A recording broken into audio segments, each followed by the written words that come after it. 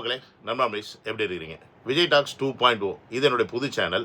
இந்த சேனலில் பார்த்தீங்கன்னா உள்ளூரில் இருந்து உலகம் பூரா நடக்கிற விஷயங்களை உங்கள் கையில் கொண்டாந்து சேர்க்கறதுக்கான உன்னதமான சேனலை தான் டிசைன் பண்ணியிருக்கேன். இந்த சேனலை சப்ஸ்கிரைப் பண்ணிவிட்டு பெல் பட்டனை ப்ரெஸ் பண்ணி வச்சுக்கோங்க. நான் போடுற வீடியோஸ் டெய்லி உங்களுக்கு வந்து சேரும். டெய்லி ஒரு வீடியோ 6 மணிக்கு போடுவேன். இந்த சேனலோட லிங்க்கு கீழே டிஸ்கிரிப்ஷனில் இருக்குது. தயவு செஞ்சு கிளிக் பண்ணி சப்ஸ்கிரைப் பண்ணிக்கங்க. இப்போ இந்த சேனலில் கரண்ட் இஷ்யூவாக நடக்கக்கூடிய ஈரான் இஸ்ரேலை பற்றி போயிட்டுருக்கு. ரொம்ப சிம்பிளாக உங்களுக்கு புரிகிற மாதிரி கொடுத்துக்கிட்டு இருக்கேன்.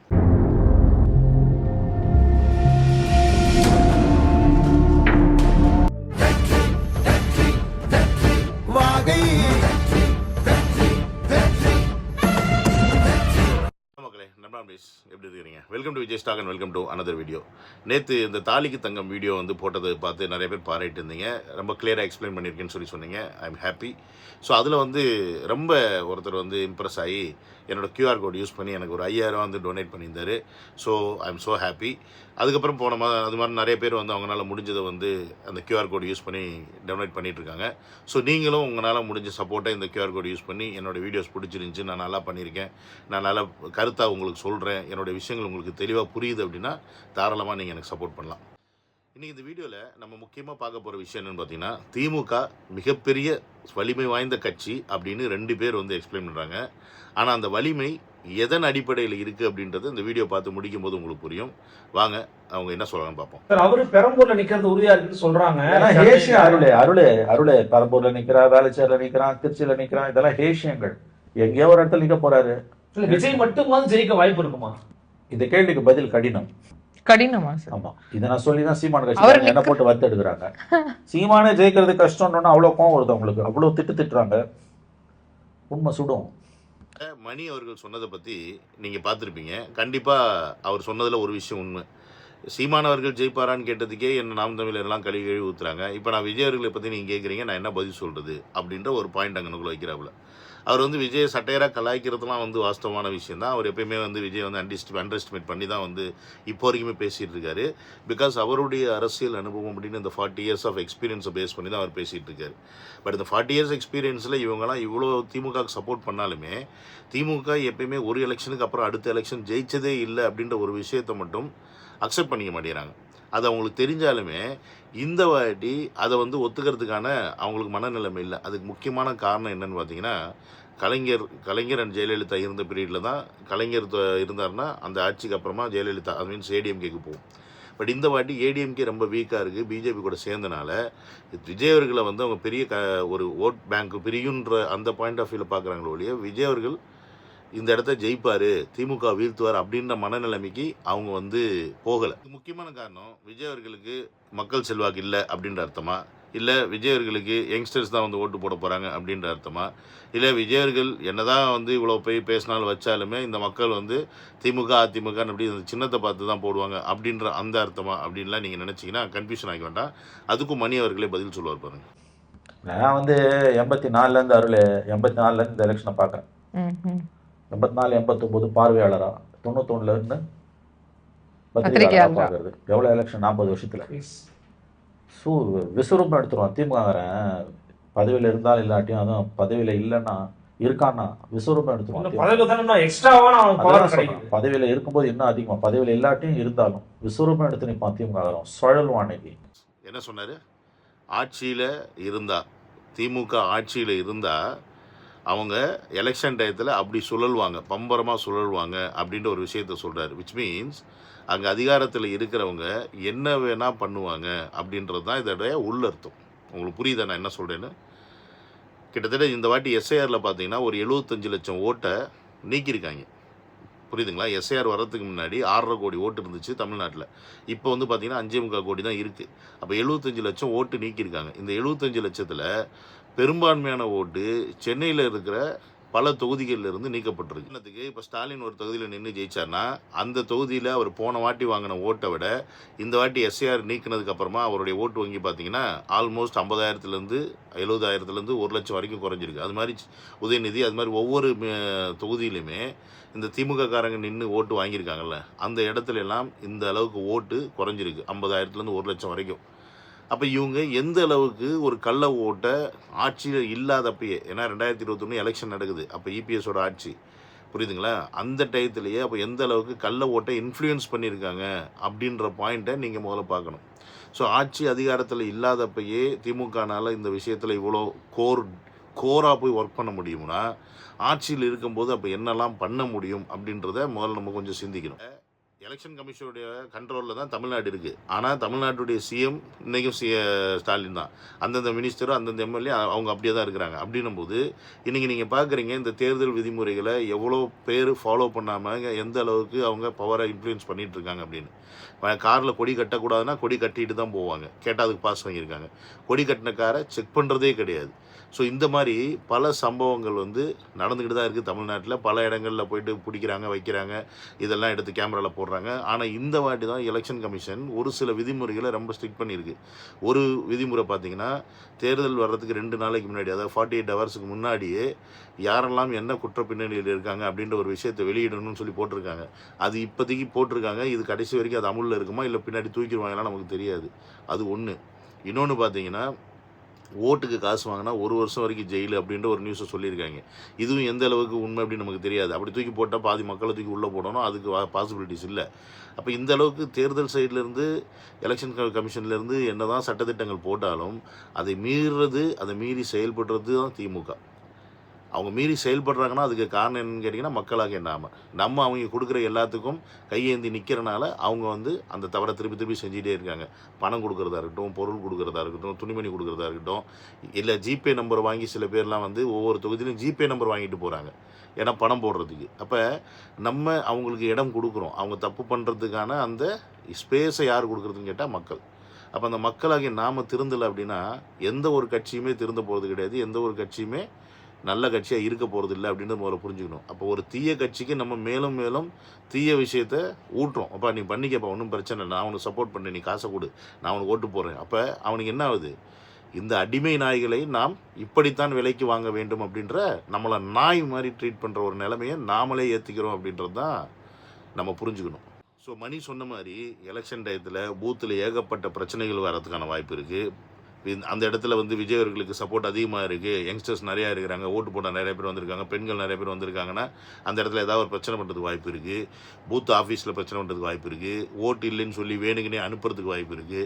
அதனால் பிரச்சனை வர வயசு எப்படி இருந்தாலும் ஏதாவது ஒரு பிரச்சனையை 7.5 கூட்டி ஏதாவது ஒன்று பண்ணணும் அப்படின்ற ஒரு மனநிலைமையில் கூட தீய சக்தி செயல்படும். அப்படின்றது தான் மணி அவர்கள் இன்டைரக்டாக சுழன்று வேலை பார்ப்பார்கள் அப்படின்னு சொல்கிறாரு. எதுக்கு? அவங்க ஜெயிச்சு நம்மளை நாசம் பண்ணுறதுக்கு. ஸோ நாம தான் இங்கே உஷாராக இருக்கணும். திமுக திருப்பி வருதுன்னா தாவேக்காவை சின்ன பின்னமாக ஆக்குறதும் உறுதி, அதில் மாற்றுக்கிறதே கிடையாது. ஐயா முதல்வர் ஸ்டாலின் மாதிரி உதயநிதி ஸ்டாலின் விட்டுட்டுலாம் வேடிக்கை பார்ப்பாரு.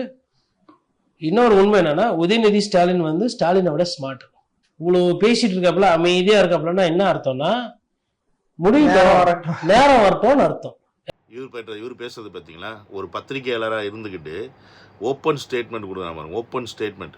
திமுக வந்துச்சுன்னா, அதுவும் உதயநிதி சிஎம் ஆகிட்டார்னா அவ்வளோதான், முடிஞ்சு. விஜய் முடிஞ்சு, தமிழக வெற்றிகளும் க்ளோஸ். அதாவது அப்போ நம்ம தமிழ்நாட்டோட அரசியல் எந்த அளவுக்கு கேவலமாக இருக்குன்னு பாருங்கள். உதயநிதி வந்தார்னா ஸ்டாலின் ஐயா செஞ்சதை விட சிறப்பாக தமிழ்நாட்டுக்கு சில விஷயங்களை செய்வார், சில திட்டங்களை செய்வார், பல விஷயங்களை பண்ணுவார் அப்படின்னு சொன்னால் அது ஒரு நல்லாட்சிக்கான அழகு. ஆனால் ஒரு மீடியாவில் உட்காந்துக்கிட்டு ஓப்பனாக உதயநிதி வந்தால் விஜய் முடிச்சு விட்ருவார், தமிழக வெற்றி கழகத்தையே முடிச்சிருவார் அப்படின்னு ஓப்பன் ஸ்டேட்மெண்ட் கொடுக்குறான்னா, அப்போ திமுகவுடைய ஒட்டுமொத்த கட்சிகளுமே அவங்களுக்கு வேலை பார்க்குற இந்த பத்திரிகையாளர்னு சொல்லக்கூடிய இவங்க, எலும்பு துண்டுக்கு ஆசைப்படுற இந்த கொத்தடிமீஸ், அப்புறம் திமுக ஆதரவாளர்னு சொல்லக்கூடிய எல்லாருமே ஒரு நாட்டை வாழ வைக்கிறதுக்கு, அந்த மக்களை மேம்படுத்துறதுக்கு செயல்படுத்தலை. அவங்க வாழ்கிறாங்க, அவங்க சந்தோஷமாக இருக்கணும். அவங்கள எதிர்த்து யார் வந்தாலும் அவங்கள அழிக்கணும். நாங்கள் அழிச்சிருவோம், உங்களை அழிச்சிருவோண்டா, உங்களை கொன்று போட்டுருவோண்டா. இதுதான் இப்போ இவங்க கொடுக்கக்கூடிய ஸ்டேட்மெண்ட். நீங்கள் நல்லா யோசிச்சு பாருங்கள், எவ்வளோ தைரியமாக உட்காந்துக்கிட்டு அவன் ஸ்டேட்மெண்ட் கொடுக்குறான் பாருங்கள். உதயநிதி வந்தாருன்னா முடிச்சுட்டு வரான். எனக்கு நேரம் வரும்போது சும்மா தொடுறதுலாம் இருக்காது. அப்ப அன்னைக்கு திமுக இளைஞரணி யாரு, உதயநிதி யாரு அப்படின்றத சேர்த்து வச்சு செஞ்சுக்கலாம், ஒன்றும் அவசரம் கிடையாது. இப்போ நம்மளோட நோக்கம் தேர்தல். தாவேக்கா பேச்சு இப்போ நம்ம போவேன்ன்றது உதயநிதியோட புரிதெல்லாம் இருக்கு. அப்ப அவரு திருப்பி வர்றாங்கன்னா, இன்ஃபேக்ட் முதலமைச்சராக ஆயிடுவார். இன்னைக்கு துணை முதல்வர், நாளைக்கு முதல்வர்.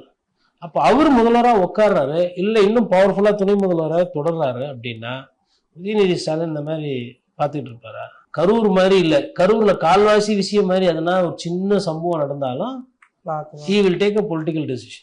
அதுலேயும் பார்த்தீங்கன்னா அது ஒரு சின்ன எக்ஸாம்பிளோட சொல்கிறான் பாருங்க. இப்போ இங்கெல்லாம் வந்து கரூர் சம்பவம் நடந்துச்சு, ஸ்டாலின் அவர்கள் வந்து சும்மா இருந்துட்டாரு. பட் உதயநிதி வந்தாருன்னா அப்படி இருக்க மாட்டார். அவர்கிட்ட தான் இளைஞரணியிலேருந்து எல்லாமே இருக்குது. சின்ன ஒரு இன்சிடென்ட் நடந்தால் கூட விஜய்க்கு அவ்வளோதான் ஆப்பு. ஸோ இங்கேருந்தே புரியல. அப்போ இந்த Karur incident it's pre planned. இதெல்லாம் வந்து ஆல்ரெடி அவங்க பிளான் பண்ணி அதில் வந்து சிக்க முடியாமல் தப்பிச்சனால இன்றைக்கி இவங்க இப்படி மாட்டிகிட்டு இருக்காங்க. அப்போ நீங்கள் நல்லா இங்கே யோசிக்க வேண்டியது என்னென்னா, இவங்கள திருத்த முடியுமான்னு கேட்டால் திருத்த முடியாது. யாரை? திருடவங்கள. திருடன் எப்படி நீங்கள் திருத்துவீங்க? திருடனை திருத்த முடியாது, ரவுடியை திருத்த முடியாது. அவங்கவுங்களாம் திருந்தினா தான் உண்டு. ஏன்னா அவங்க பணத்துக்காகவும் பதவிக்காகவும் என்ன வேணால் செய்யக்கூடிய ஒரு ஈனப்பிறவைகளாக தான் இருக்கிறாங்க. அப்படின்னும்போது அவங்கள நீங்கள் திருத்திலாம் ஒன்றும் பண்ண முடியாது. எப்படி ஒருத்தன் போதைக்கு அடிமையாயிட்டானா அவன் சுயநிலவில் அவன் இல்லையோ, அவன் வந்து ஒரு பொண்ணை வந்து வெறும் போக பொருளாக தான் பார்ப்பான் அப்படின்னா, அதே மாதிரி இவங்க பதவிக்கும் பணத்துக்கும் அடிமையான பரதேசிகள் அப்படின்றத நீங்கள் புரிஞ்சுக்கணும். ஸோ அந்த பணத்தையும் பதவியையும் தக்க வச்சுக்கிறதுக்கு எந்த எல்லைக்கு வேணால் போவாங்க அப்படின்றத நாம் முதல்ல புரிஞ்சுக்கணும். ஸோ நாம் இங்கே இவங்க அரசியல் தலைவர்களாக பார்த்தோம் அப்படின்னா அது நம்ம பண்ணுற மிகப்பெரிய தப்பு. இவங்கெல்லாம் அரசியல் தலைவர்கள் கிடையாது, இவர்கள் எல்லாம் அடி ஆட்கள். புரியுதுங்களா? நம்ம எப்படி வந்து ஒரு ரவுடியை பார்த்தோம்னா பயப்படுவோம், ஐயா அவன்கிட்ட போயப்பா பிரச்சனை வச்சுக்கிட்டு அவன் நம்மளை ஏதாவது போட்டு தள்ளிடுவான், நம்மளை ஏதாவது பண்ணிடுவான் அப்படின்னு பயப்படுறோமா? ஒரு வெறி நாய் சொறி நாயை பார்த்தா பயப்படுவோமா? நல்ல நாயை பார்த்தா பயப்பட மாட்டோம். ஆனால் வெறி நாய் சொறி நாயை பார்த்தா ஏன் பயப்படுறோம்? அது கடிச்சிச்சின்னா நமக்கும் பிரச்சனை, நமக்கும் வந்து ரேபிஸ் வந்துடும், நம்மளும் செத்துருவோம் அப்படின்னு. அப்போ அப்படிப்பட்ட ஒரு ஜென்மங்களாக பார்க்க வேண்டியவர்கள் இந்த திமுகவினர். ஏன்னா எவ்வளோ ஸ்டேட்மெண்ட், ஓப்பன் ஸ்டேட்மெண்ட் கொடுக்குறாங்க, மிரட்டுறாங்க. ஒரு டிவியில் உட்காந்துட்டு சேனலில் உட்காந்து சொல்கிறான் பாருங்க, உதயநிதி வந்தாருன்னா நாளைக்கு முடிச்சுடுவார்னா என்ன அர்த்தம்?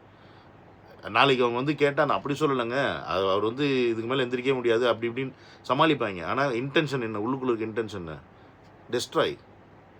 ஸோ அப்போ நமக்கு இருக்கக்கூடிய வாய்ப்பு அப்படின்றது இந்த 2026 விட்டால் அவங்க சொன்னது நிஜம் செய்வாங்க. எழுதி தரேன், நான் எழுதி தரேன், செய்வாங்க. ஏன்னு கேட்டிங்கன்னா விஜய் அவர்கள் வந்து இனி படத்தில் நடிக்க மாட்டேன்னு சொல்லிட்டார். ஒருவேளை அவர் படத்தில் நடிக்கிற மாதிரி இருந்தால் கூட பரவாயில்ல. அவர் இந்த எலெக்ஷனில் வந்து இன்கேஸ் தோத்தா கூட அடுத்த 5 வருஷத்துக்கு படத்துலையும் நடிச்சுக்கிட்டு தேர்தல் வேலையும் பார்ப்பார், அப்பப்போ நாட்டில் நடக்கக்கூடிய பிரச்சனைக்கு வாய்ஸ் அவுட் பண்ணுவார் அப்படின்ற விஷயங்கள் போகும். ஆனால் அவர் ஒரு விஷயத்தை மைண்டில் கிளியர் ஆகிட்டு தான், ஃபிக்ஸ் ஆகிட்டு தான் வந்திருக்காரு. நம்ம எதிர்க்க போகிறது திமுக, இந்த பக்கம் பிஜேபி. நம்ம எலெக்ஷனில் இனி தேர்தலில் இறங்கிட்டோம். இனி இந்த தேர்தலில் ஜெயித்தாலும் சரி தோத்தாலும் சரி, ஜெயிச்சா சிஎம் ஓகே, தோத்துட்டோம்னா என்ன நிலைமைன்னு தெரியாது, 2வது இடமா 3வது இடமா எதுவுமே நமக்கு தெரியாது. ஆனால் இனி நம்ம படங்களில் நடித்தாலும் இனி நம்ம படங்களில் நடித்தாலும் ஒருவேளை திமுக ஆட்சிக்கு வந்து அப்போ நம்ம திருப்பி படங்களில் நடித்தால் கண்டிப்பாக நான் சொல்கிறேன், அவரை வச்சு இயக்கிறதுக்கு இயக்குனர் வருவாங்க. ஆனால் அந்த படத்தை ஒழுங்காக ரிலீஸ் பண்ண முடியுமா அப்படின்ற ஒரு கேள்வி வரும். அப்போ அது ஆட்டோமேட்டிக்காக அந்த இடத்துல இயக்குனர்கள் கொஞ்சம் யோசிப்பாங்க. ஏன்னா எதிர்த்துட்டார். இதுக்கப்புறம் நீங்கள் சொன்ன மாதிரி தளபதி அவர்கள் சினிமா துறைக்கே வந்தாலும் அவர் வந்து ஒரு படமும் நடித்து வெளில வர்றது மிகப்பெரிய கஷ்டம். இப்போயே அவர் படம் வெளில வர்றது கஷ்டமாக இருக்குன்னா அப்போல்லாம் சொல்லவே வேண்டாம். அப்போ என்ன அளவுக்கு அவங்களுக்கு ப்ரெஷர் கொடுப்பாங்க அப்படின்றது நம்ம எதிர்பார்க்க முடியாது. ஸோ அவர் அதனால கூட எடுத்துருக்கலாம், டிசிஷன் எடுத்துருக்கலாம், நம்ம இன்னி படத்தில் நடிக்க வேண்டாம், நம்ம முழுக்க அரசியல் இருக்கலாம்.